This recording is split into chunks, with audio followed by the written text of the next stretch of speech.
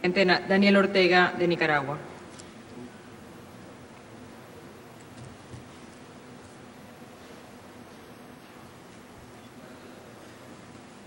Gracias, estimada vicepresidenta de Panamá, Isabel Sainz Meló, o Sainz Melo. Ayer, cuando conversábamos en la reunión del SICA con el presidente Obama, le decía primero al presidente Juan Carlos Varela que recordaba una frase del general Omar Torrijos en una de las tantas entrevistas que le hicieron y le preguntaron al general Torrijos: ¿y usted cómo piensa entrar a la historia? Y entonces él respondió: yo lo que quiero es entrar al canal. Y ahí está el canal, en manos del pueblo panameño. Después que corrió mucha sangre, después que fueron asesinados estudiantes, jóvenes panameños que luchaban por ese canal, finalmente se impuso el diálogo. Fueron en ese diálogo el general Torrijos y el presidente Carter los que finalmente encontraron la forma de que el canal llegase a las manos del pueblo panameño. El diálogo. Le decía al presidente Obama que, bueno, cuánto nos alegra que ahora esté Cuba en esta cumbre de las Américas. Le recordaba que en la cumbre de Trinidad y Tobago yo les manifesté que en esa ocasión habían dos grandes ausentes: Cuba y Puerto Rico. Bueno, ya está Cuba, falta Puerto Rico. Puerto Rico es latinoamericano, caribeño,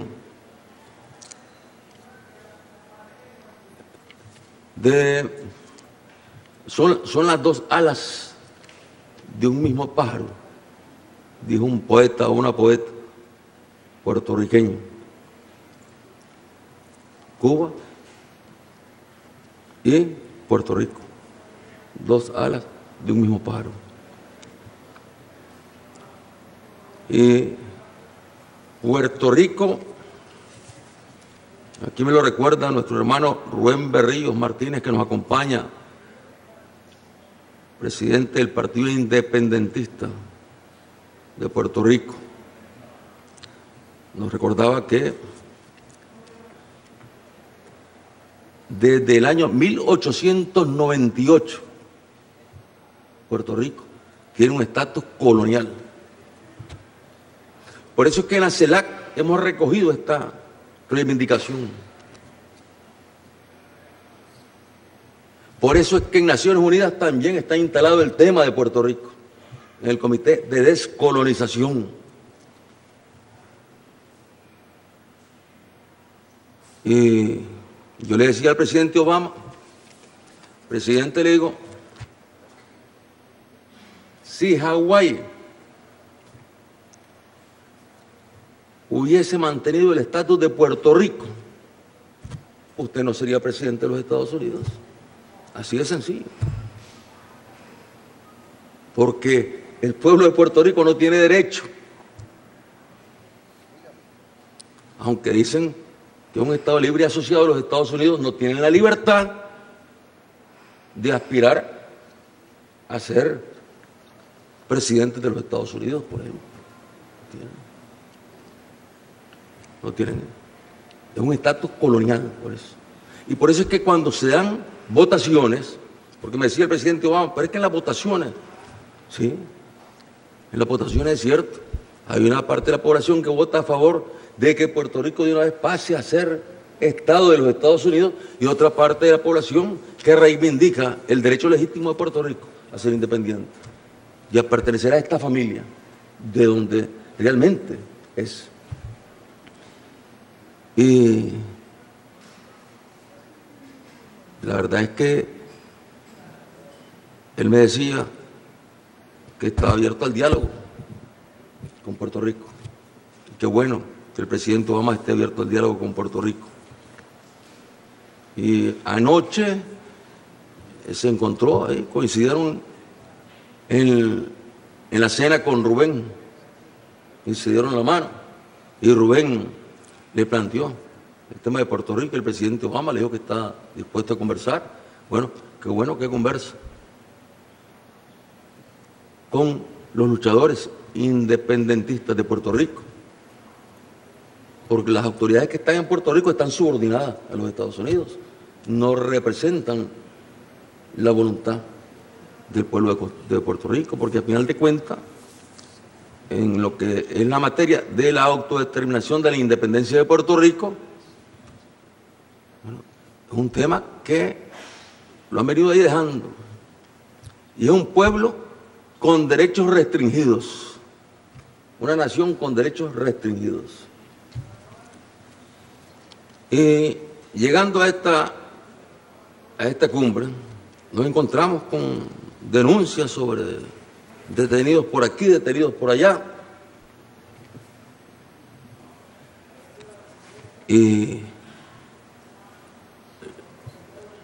no podemos olvidarnos que hay un detenido político, un patriota puertorriqueño, Óscar López Rivera, que tiene ya 34 años de estar en prisión. Su delito es luchar por la independencia de Puerto Rico. 34 años. Y nosotros queremos desde esta tribuna plantear una vez más ante los Estados Unidos que liberen a Óscar López Rivera, que no es más que un deber que ellos tienen para con el pueblo de Puerto Rico, al cual lo tienen sometido, sojuzgado, y una batalla que sigue planteada.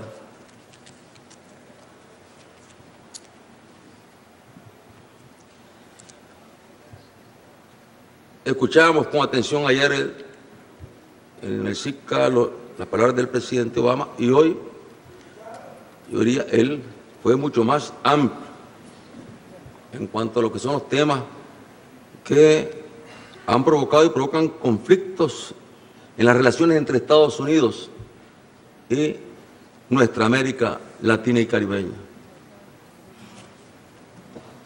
Habló de la historia, pero él mismo lo recordó, y yo recuerdo las noticias en esos días que él recordó la lucha por los derechos civiles que encabezó Martin Luther King, y fue el sitio donde fueron asesinados luchadores por los derechos civiles. Fueron asesinados por el racismo de una sociedad que en ese entonces ya se preciaba de ser la dueña de la democracia en el mundo y en el planeta, que nos quería dar lecciones de democracia a los pueblos, imponiéndonos dictadores, tiranos, donde en su política expansionista incluso a Nicaragua le tocó tener un presidente yanqui que lo primero que hizo fue declarar la esclavitud en Nicaragua. Ya Nicaragua independiente de España, año 1821, independiente de España, 1854-56, bueno, luchando las empresas navieras norteamericanas por el control de una ruta de tránsito de la costa este a la costa oeste de los Estados Unidos por Nicaragua. Entonces llevaron expansionistas norteamericanos del sur de los Estados Unidos que antes habían estado intentando adueñarse de Sonora para anexarlo también al sur de los Estados Unidos, llegaron allá a Nicaragua y por la fuerza de las armas, bueno, presidente de los Estados Unidos, don William Walker, era un periodista, un intelectual, un fascista, un racista, abogado, periodista, intelectual. Bueno, primer decreto, la esclavitud en Nicaragua. Finalmente fue derrotado, bueno, porque toda Centroamérica vio que el expansionismo yanqui iba sobre toda la región y se dio la unidad de los centroamericanos enfrentados con las armas contra el filibustero, que incendió ciudades allá en Nicaragua. Y ¿cómo puede uno olvidar la historia? Porque el antiexpansionismo, el antiimperialismo de Nicaragua no nace con el conflicto este-oeste. Nada tiene que ver con el conflicto este-oeste. Si no existía la Unión Soviética, si no había triunfado la Revolución de Octubre, y ya los yanquis estaban interviniendo en Nicaragua, y luego, ¿cómo no preocuparnos cuando aparece esta nota contra Venezuela? Si inmediatamente nos recuerda a nosotros la nota Knox. La nota Knox, secretario de Estado de los Estados Unidos, que en nombre del gobierno de los Estados Unidos, bueno, le puso un ultimátum al presidente José Santos Zelaya en Nicaragua, allá por el año 1907. Un ultimátum, y el presidente Zelaya se tuvo que ir a Francia, huyendo, y estalló una guerra ahí de patriotas nicaragüenses enfrentados a la intervención yanqui, y llegaron entonces en el año 1902 las tropas yanquis a nuestro país. 1912 no había triunfado la Revolución de Octubre. No es un problema ideológico, compañeros, por lo menos el de Nicaragua no es un problema ideológico. No tiene que ver nada con el pensamiento de Marx, Engels, ni Lenin. Nicaragua no llegó a agredir a los Estados Unidos, es el expansionismo yanqui el que llegó a nuestras tierras cuando aún no triunfaban. Y luego las otras intervenciones, y Sandino batallando. Por eso es que cuando nosotros escuchamos lo de esta nota, que dice que Venezuela es una amenaza para la seguridad de los Estados Unidos, bueno, detrás de una nota como esa, inmediatamente corre la historia, regresa a la historia. ¿Y qué decimos? Los yanquis no cambian. Eso es lo que decimos. Los yanquis no cambian. Por un lado, un gesto con Cuba, por otro lado, un golpe con Venezuela. El gesto con Cuba es un gesto con América Latina indiscutiblemente. Es un gesto con el mundo que ha luchado porque se suspenda el embargo, el bloqueo. El gesto contra Venezuela es un golpe contra nuestros pueblos, contra la unidad latinoamericana y caribeña. Lo que tenemos de Venezuela en la región son programas solidarios, la complementariedad, el comercio justo, eso es lo que tenemos con Venezuela en la región, en Petrocaribe, en el ALBA. No hay ningún proyecto de tipo militar con Venezuela, todos son programas de orden social. Bueno, ojalá Estados Unidos se metiera a competir con Venezuela en ese campo. Así, igual, sería magnífico que Estados Unidos se metiera a contribuir como lo hace, sin condiciones, el pueblo bolivariano, gracias a la iniciativa, al corazón inmenso del comandante Hugo Chávez, que con Fidel, bueno, fueron los creadores de este proyecto. Y ahora Nicolás, que le ha dado continuidad. Y no voy a repetir lo que les decía hoy por la tarde, pues en cuanto a que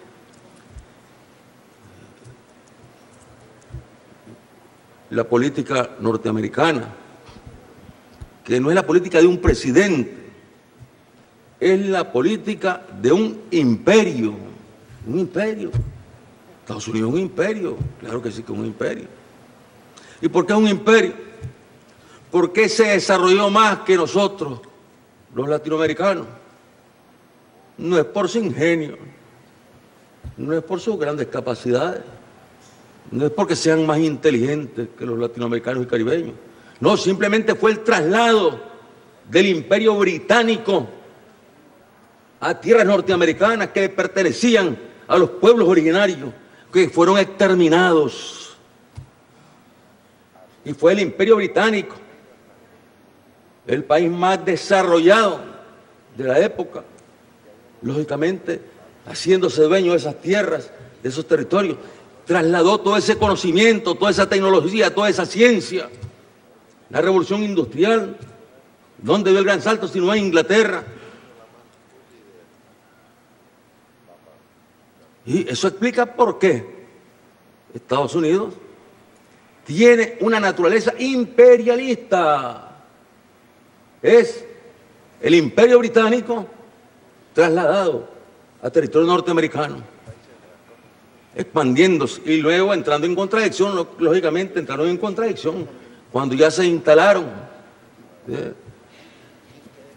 El brazo del imperio británico se instala en los Estados Unidos, entonces ya vienen las contradicciones. Contradicciones económicas, contradicciones comerciales, que por los impuestos, y viene la guerra. O sea, no es más que el proceso de desarrollo que venía logrando Europa, que se trasladó a los Estados Unidos en lo que hoy llamamos tecnología de punta, se trasladó allá a los Estados Unidos. Aquí vino a nuestras tierras las naciones con tecnología, que todavía siguen siendo naciones con la tecnología y con el desarrollo económico más bajo de Europa, que son España y Portugal. Y vino también Inglaterra, y se apoderó de la mitad de Nicaragua a disputárselo a España. Y luego Inglaterra se apoderó también de las Malvinas, y ahí está en las Malvinas todavía, Inglaterra. El imperio británico, el mismo imperio cuyo brazo saltó a territorio norteamericano, cuya ciencia, cuya tecnología, cuya cultura saltaron a territorio norteamericano y que explican ese fenómeno. En cambio, aquí en estas tierras nacía una nueva cultura. Aquella era la vieja cultura europea trasladándose al norte de nuestra América. Aquí era la cultura menos desarrollada de Europa, España, imperios menos desarrollados, España, Portugal, trasladados a nuestro territorio y exterminando en muchos casos a nuestra población indígena y en otros casos mezclándose y finalmente dando lugar realmente a una nueva civilización. Somos una cultura bien joven y eso explica cómo aquellos con su gran desarrollo lógicamente pensaron inmediatamente en hacerse dueños de toda nuestra América. Y pareciera que los tiempos no han cambiado, porque qué bueno lo del presidente Obama. Y digo, una persona de buena voluntad, escuchando su discurso, una persona de buena voluntad. Pero, ¿en qué condiciones gobierna él? ¿Hasta dónde él puede tomar decisiones en los Estados Unidos? ¿A dónde están los límites que le impone el sistema? Ahí hay un sistema, ahí hay una maquinaria que pone presidentes para que le sirvan a esa maquinaria económica, militar, financiera. Y si la maquinaria siente que el presidente se desvía, lo asesinan, lo matan, asesinan. Como asesinaron a Kennedy, nunca supo quién asesinó a Kennedy. Y estoy seguro que el presidente Obama le estará lloviendo.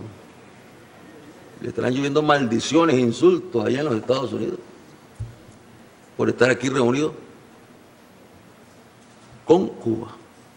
Le estarán lloviendo maldiciones y le dirán comunista, porque eso lo han dicho en otras ocasiones. Le gritarán comunista. Y le dirán incluso que es islamista.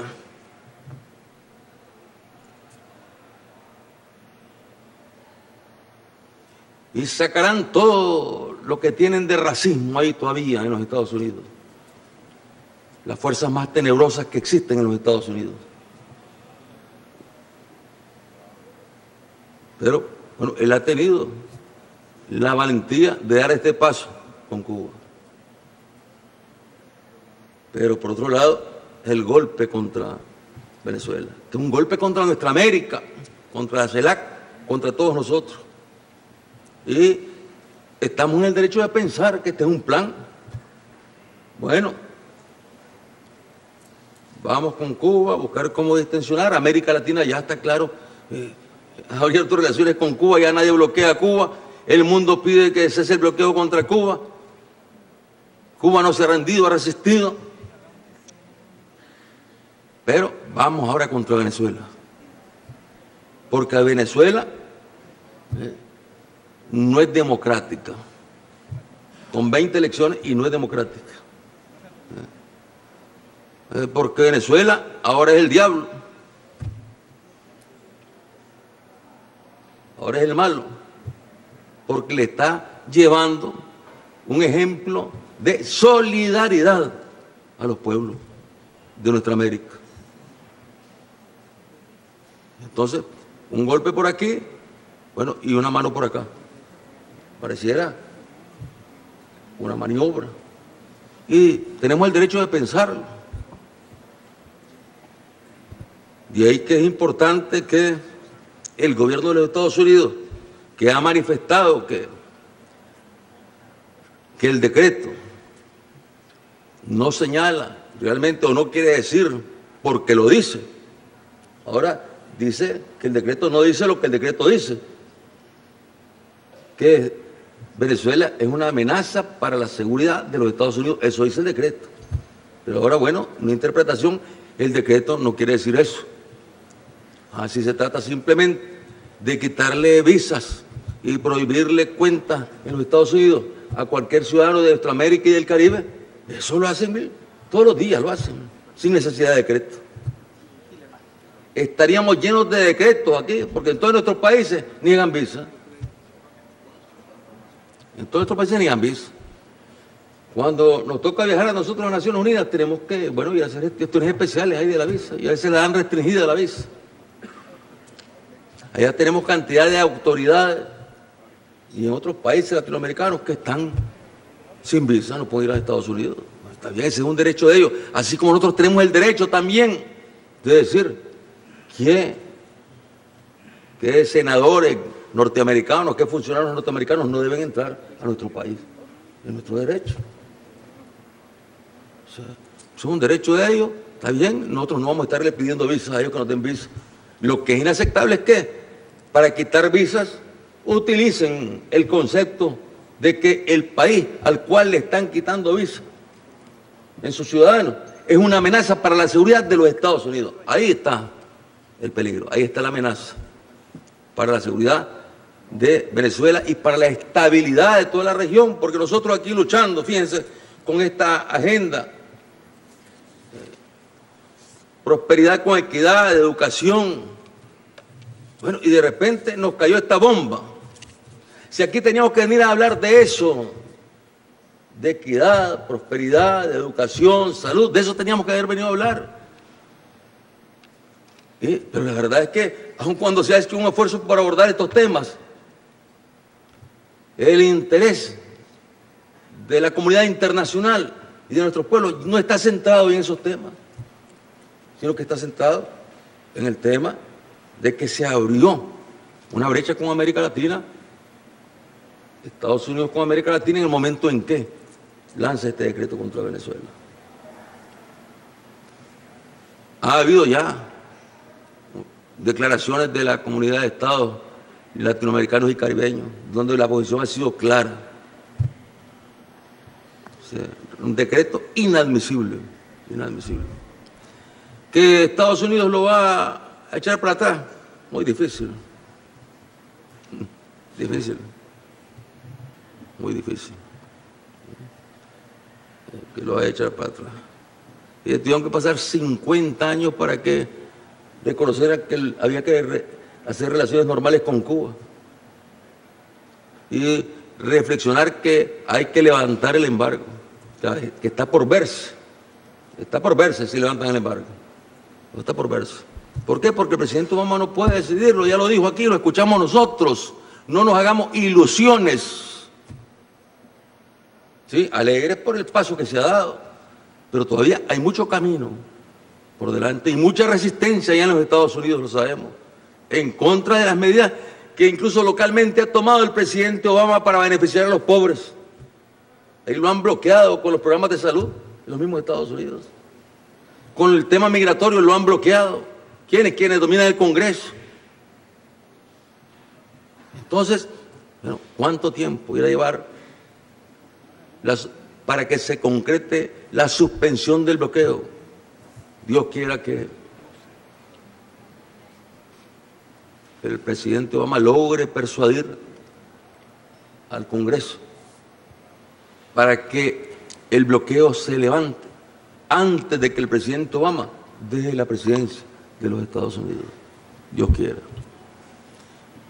Y a lo inmediato, bueno, ¿qué es lo que esperamos? Bueno, esperamos que Estados Unidos realmente sea consecuente con lo que hoy ha manifestado el presidente Obama, que cuando ha hablado pues de que el tema de la seguridad no existe en relación con Venezuela. Lo ha dicho. Bueno, ahora tiene que demostrarlo con hechos, con gestos, como dicen ellos, necesitamos gestos, dice. Bueno, nosotros también necesitamos gestos de ellos. A cuenta que solo ellos tienen derecho de exigirnos gestos a nosotros. Nosotros estamos obligados a exigirles gestos, porque nos preocupa a todos. Provoca una situación de inseguridad en toda la región, cuando tendríamos que estar abordando estos temas que mencionaba, los temas del crecimiento, de la economía, el tema del gas, que se lo plantea ayer el presidente Obama también, porque se está hablando del gas y en esto quiero decirles, hermanos, latinoamericanos y caribeños, se está hablando alegremente del gas. Y en Nicaragua estamos preocupados. Estamos preocupados con el tema del gas. ¿Por qué? Porque el tema del gas, tal y como se está proyectando,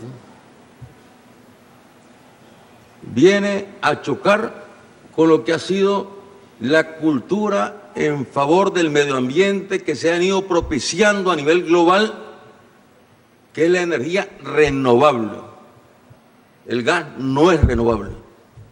Por mucho gas que tenga Canadá, por mucho gas que tenga Estados Unidos o en otras regiones del mundo que haga, son recursos limitados, finitos. No son renovables. Pero además son contaminantes. Claro, no contaminan tanto como el carbón, pero contaminan.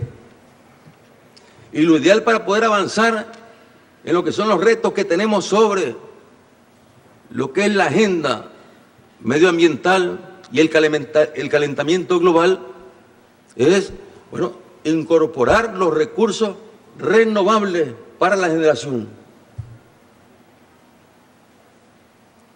Entonces, ¿cómo hacemos para poder administrar esto? En Nicaragua hemos venido creciendo en recursos renovables. Yo recuerdo que el presidente Chávez nos decía, trabajen en recursos renovables, en proyectos renovables. Nos aconsejaba.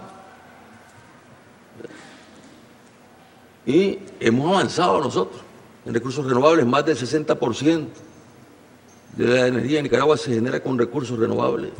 Y en estos momentos había una avalancha de inversionistas dispuestos a entrar para cubrir más proyectos renovables. Hemos tenido que detenerlo. ¿Por qué? Porque la tarifa no da.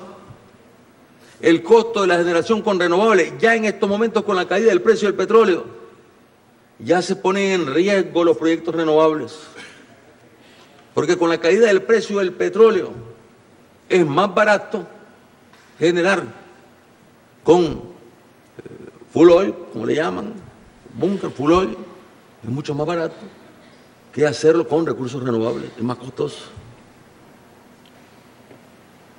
Entonces, bueno, son situaciones complejas porque todos queremos energía barata. Sí, queremos energía barata.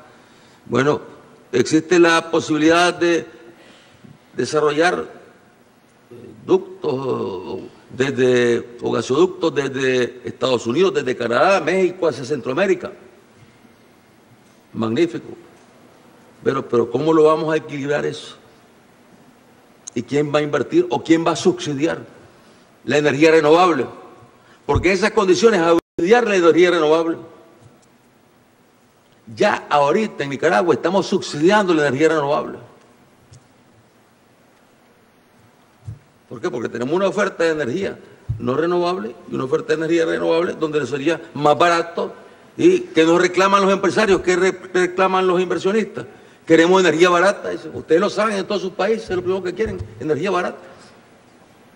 ¿Y qué nos dicen a nosotros? La energía más cara de Centroamérica es la de Nicaragua. Pero es que nos hemos empeñado con la energía renovable. Y la energía renovable es costosa. Claro, a los precios en que estaba el petróleo hace un tiempo era más barato. Pero ahora la energía renovable es más cara. Y este es un punto que nosotros queremos llevar a los diferentes foros cuando se tratan estos temas para que podamos racionalizar la introducción del gas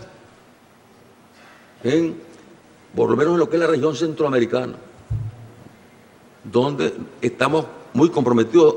Hay otros países, como Costa Rica, que tienen energía renovable casi al 100%. Y se plantea entonces este dilema. Son temas, como les decía, que tendríamos que estar aquí abordando, pero bueno, no nos dejaron más opción. ¿Por qué? Porque en esta cumbre, en temas de orden político, pues seguramente, bueno, Cuba, felicitar a Cuba, ya lo habíamos hecho. Simplemente aquí nuevamente saludar la presencia de Cuba, la decisión de Estados Unidos, y no nos hubiésemos metido en el tema de Venezuela.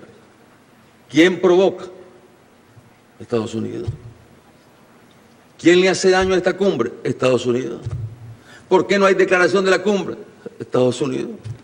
Porque Estados Unidos lógicamente no va a respaldar el 3%, porque el presidente Varela ha dicho que el 97% del documento tiene consenso en todos los aspectos económicos, sociales, que tienen que ver con los temas que están planteados. Pero hay un 3% que no tiene consenso, el tema político. ¿Y dónde está el corazón del tema político? En el decreto. Entonces, ese decreto lo que vino fue a matar la posibilidad de una resolución que hubiésemos firmado todos nosotros muy contentos, y aquí nos hubiésemos marchado todos muy contentos y confiando, lógicamente, o queriendo confiar en la voluntad expresada por el presidente Obama sobre la política norteamericana hacia América Latina y el Caribe. Pero bueno, como les decía al inicio, el diálogo es lo único que nos queda, y en ese campo nosotros respaldamos el esfuerzo que está haciendo el presidente Santos allá en Colombia por la paz. Y también respaldamos a Argentina en todos sus esfuerzos para que ese territorio regrese a sus legítimos dueños y para que el territorio de Guantánamo también regrese a sus legítimos dueños, que es Cuba. Muchas gracias, querida vicepresidenta Isabel Sainz Melo. Gracias. Y nuestros saludos para el presidente y para el pueblo de Panamá.